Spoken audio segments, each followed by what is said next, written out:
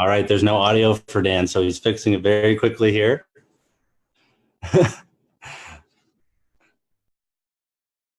Hopefully, yes. I was able to hear you the whole time.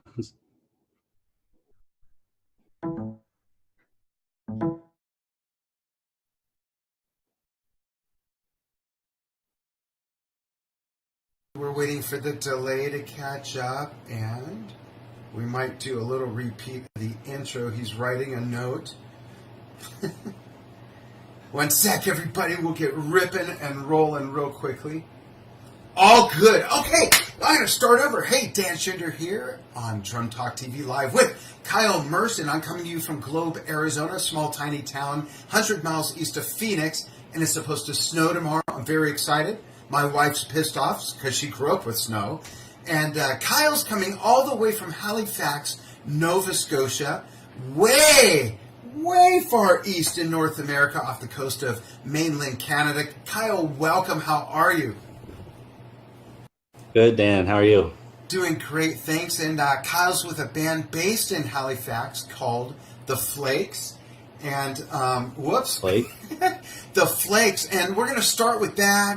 And then we're going to talk about drumming and influences. Then we're going to talk about this awesome kit he has that's I don't know the year cut off for classic versus vintage. So we're going to call this a classic kit for now. But Kyle, first let's talk about... Yeah, very fair because it's an awesome kit. We'll get to that, but I'm going to show a video of you playing with your band in just a moment. But first, give us the rundown. What's the instrumentation? How long you guys have you been together? And how would you describe the music? Just a 4-piece band. We just got to sing. Obviously, I'm the drummer. The leader of the band, always, even if no one knows that.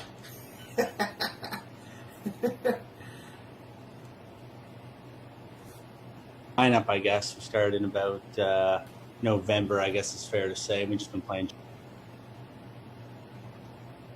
October as a kind of like a pre-show. And we played at a pretty big bar there, actually. It's called the Horseshoe Tavern. And the Rolling Stones played there. Wow, when? Hip. So there's some pretty big names. When did the Stones play there? Like the week before? Oh. Back just before they got big, I believe, is what I was told. That's the only history I read. That was my first time in Toronto, so hopefully I get to go back and learn. How were you guys received, like, in such a big city? Like, I grew up in L.A., and sometimes if a band came from Podunk, Arkansas, I was kind of like, do we want to listen to these guys? You know, it's mixed bag of feelings sometimes. Were you welcomed? Were people giving you the squinty eye to check you out, or what was the deal? No, we were. I would say we were. There's like 4 other bands there playing with us, a normal kind of gig for a small. Everyone was. No one. We got a lot of good things to us. So. Good. And they want us back to play later on, so that's the best thing, right? Really? Oops. Let me mute my monitor. Sorry about that.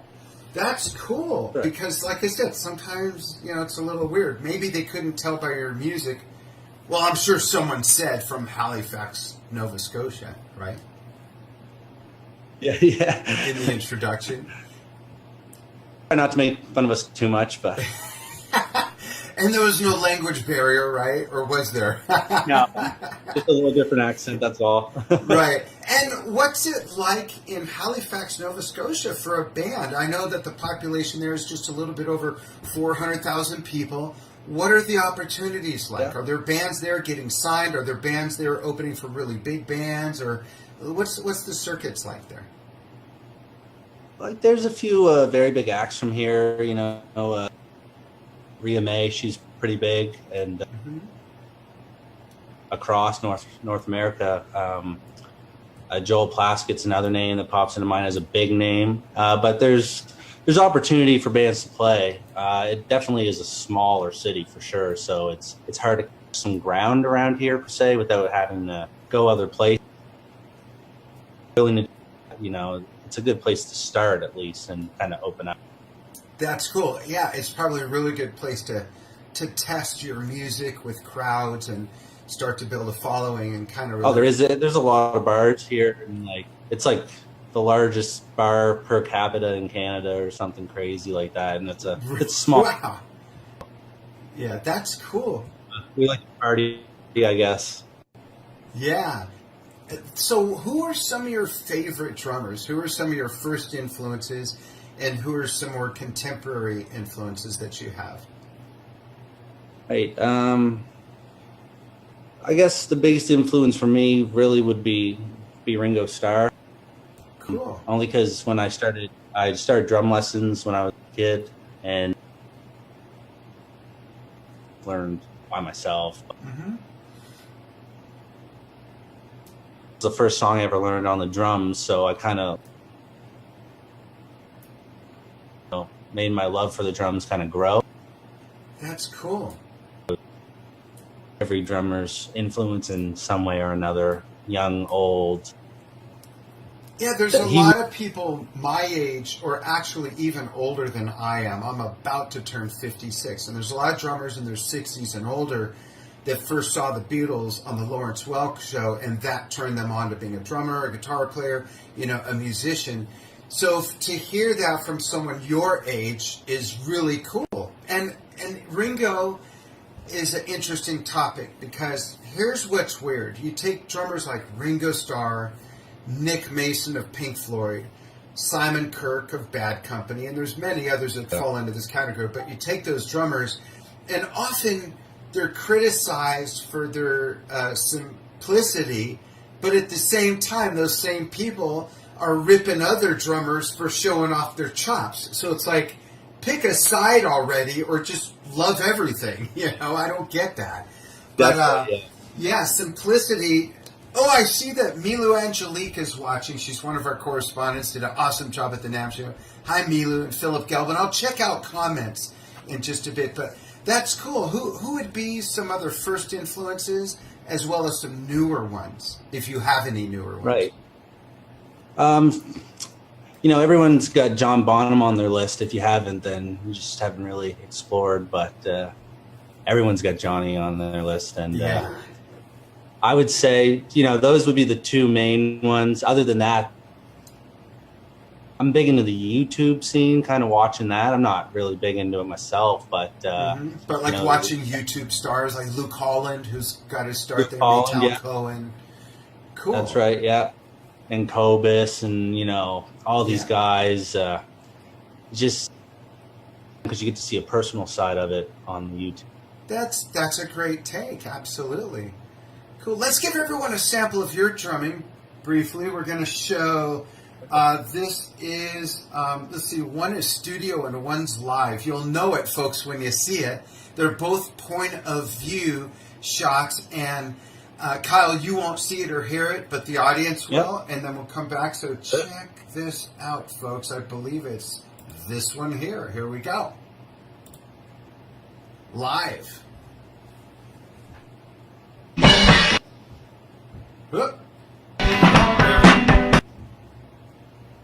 Wonderful internet.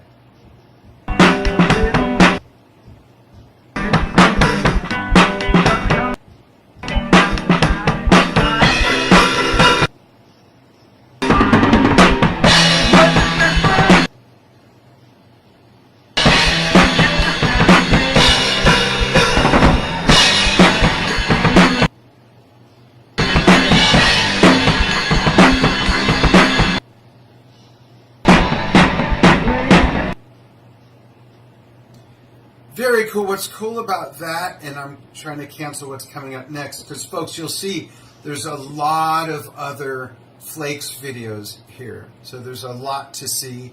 That kit looked like a Vistalite kit, was it? That was a Vistalite kit. That wasn't my kit. That was a DW, though. Oh, cool. What color? Yeah. Is it the amber, or is it the yellow that Jason Bonham has? It was actually just clear. Oh, just plain clear. It's hard to tell with the lights. Just plain clear. Very cool. Nice set. I've different sets every time. I'm playing with different bands. So is that a backline kit for that venue? No, that was actually the headliner's kit that night. Wow. And they let you play it. That's rare. Yeah. Got lucky, I guess. Yeah. Let's show another one. Here is, if I can remember where it is, here it is. This is a studio run through during a recording. And check this out.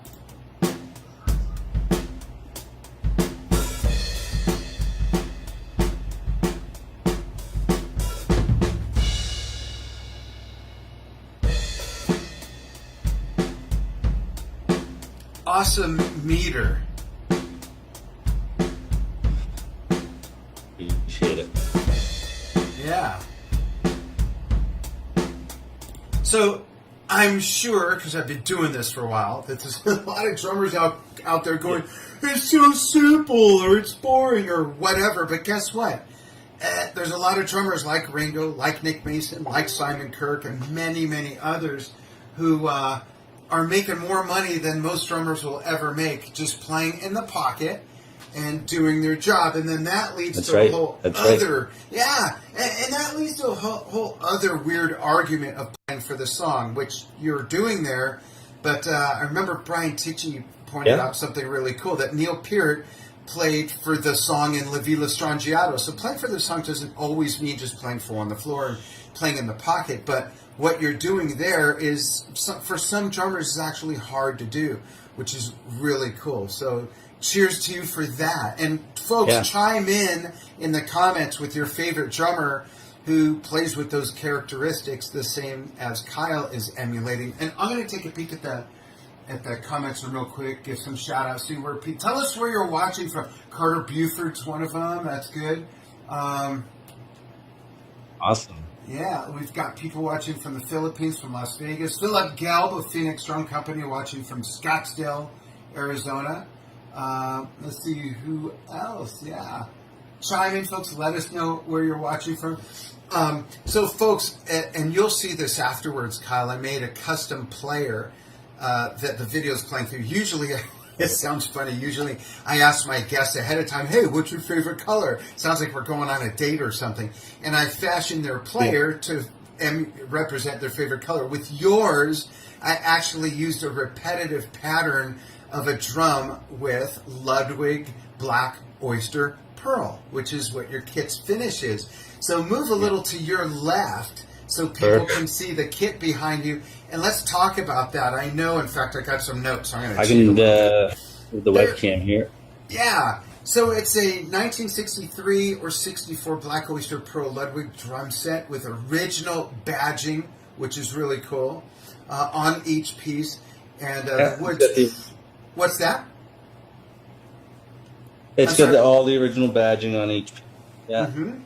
Yeah, and presumably the wood is maple, but you're going to check that out, right? Yeah, I looked around. Actually, I did it before and after we were talking about it, but it is maple for sure. Cool. Cool. And what is the snare? But these were I'm sorry, what's that? The audio cut out for a second.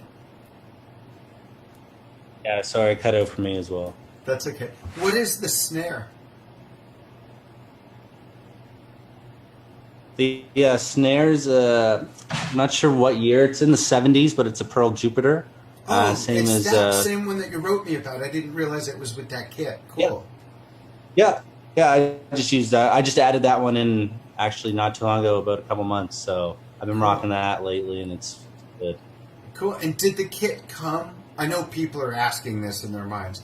Why would you put a different snare? But did the kit come with a Ludwig snare? It didn't. Okay. It did come with a snare. It wasn't Ludwig. Honestly, it was in such bad condition I had ended up throwing it out. Oh wow! But most of these are. Yeah, these were. I thought I was gonna have to throw these out, honestly, but they were salvageable. And, yeah, you mentioned they were in really bad condition. What did you do to restore them, and did you do it yourself? I didn't do it myself. I started off trying to do it myself, but I just didn't have the expertise, and they were too beaten up to kind of refurbish myself. So I was given the name of a guy around here. His name's Tim Black, and he restores and refurbishes drums, and he did an amazing job on restoring them. it was honestly night and day for him. But Wow. he's got all kinds of sale. He's always refurbished in different kinds. So, he helped me out a little bit. That's cool. He knew what the target should be as far as the quality and everything then, right? Yeah. Oh, yeah. Yeah, I had like practical because I thought it was going to run me a lot of money, honestly, which is bad for a student, but no, it wasn't too bad. I was obviously able to do it, so. That's cool. They're beautiful. Why don't you tilt the camera slightly to your right, and let's see if we can hear them. And for the viewers, I'll tell you, sometimes this is a crapshoot. Sometimes it sounds great. Sometimes it's just way overbearing. So we'll see. But it's such a cool kit. I'd love to hear it. Sure. Can we play it? Yeah. Let's hear something. And I love that the tom is in a basket instead of a mount. That's cool. We're coming to you from two pretty remote towns, so sorry about Hopefully this doesn't ruin anybody's audio. Okay, yeah.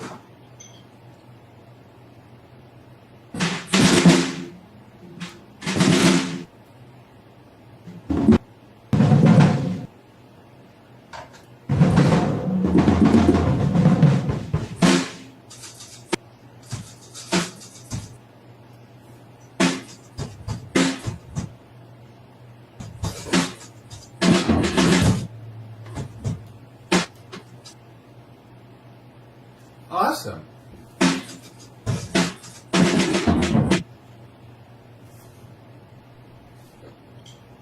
Cool. They sound good. Yeah, they sound good. Our internet connection is just a little wonky. I was telling everybody that we're coming to them from two. We're each in kind of a remote area. Yeah. Why don't you come closer again so the mic will pick you up? It's very cool. And I want to check out the comments. And folks, if you have a favorite drummer that is really a pocket player, we'd love to get some more of those influences on the list. Omar's on board from the Philippines. Mark Temperato from Arkansas, I'm presuming. Cool. Amazing. So do you listen to different kinds of music other than what you play? Oh yeah, I've got a wide range of music variety for sure. Cool. For some reason the audio's like really soft now. Darn. Let's see if you can move it closer to maybe. But in the meantime, tell us, who are some of the other artists that you like to listen to that's totally different from what you play? That'd be totally different from what I play. I like a lot of like just singer-songwriters, so James Bay, Hosier, you know. I like a lot of pop too, which is really kind of different for people who play rock and roll, but I don't know, I just like pop drummers more per se than the actual pop music itself. Yeah. But, I really like the singer-songwriter stuff. Cool. Cool. Circling back to the Flakes, can you talk about what you have planned? Do you have some things going on? And then, of course, tell people how they can follow you. Yeah, absolutely. Well, we're on every platform, so you follow us on Instagram, Facebook, Camp as well. An album, we've got it about halfway so far.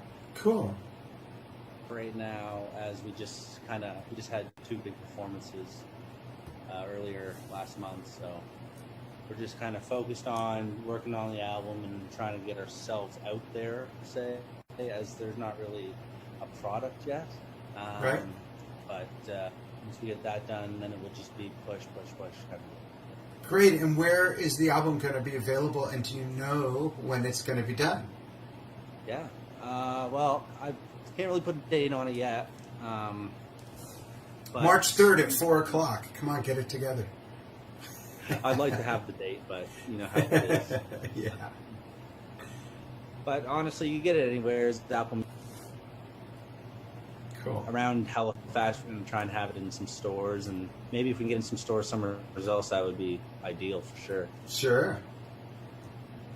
Cool. Hopefully you guys will be like the next big success story out of Halifax.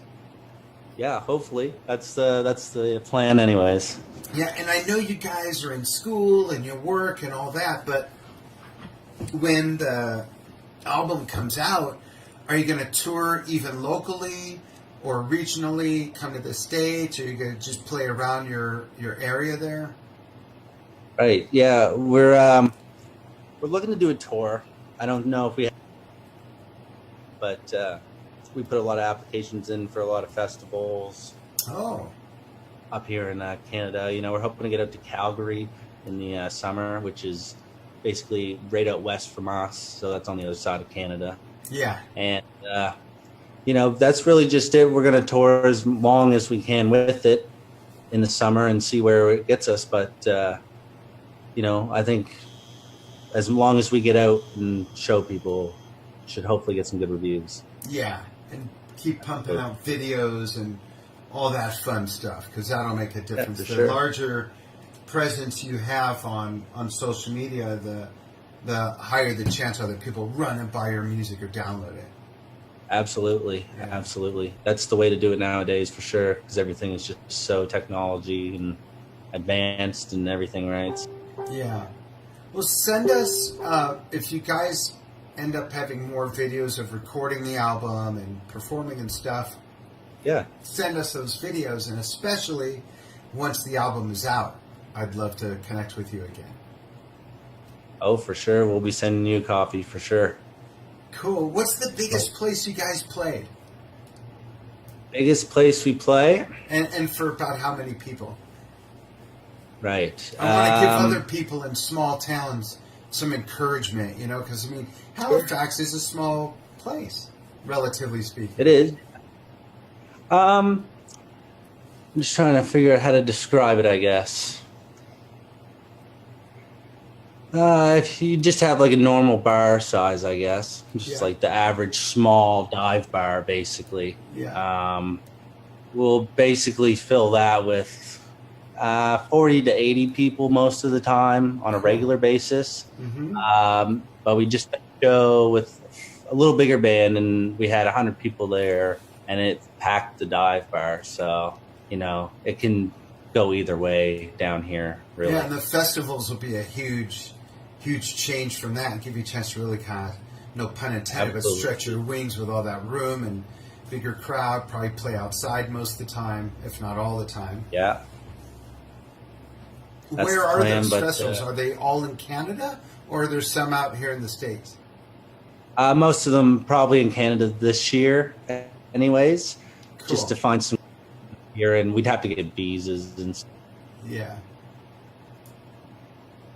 Uh, Yeah. But mostly on the East Coast, I would imagine. Montreal, Toronto again, probably, Right. and places in Ontario for sure. Cool. So are you going to be buying more classic and vintage drums? Did it whet your appetite? Now you want to be a collector? I do actually. I want to have a house full of drums, which would be nice. But no, this definitely opened my eyes to vintage sound you get out of it compared to a kit you buy today, right? Yeah, it's different, right? It is. It is for sure.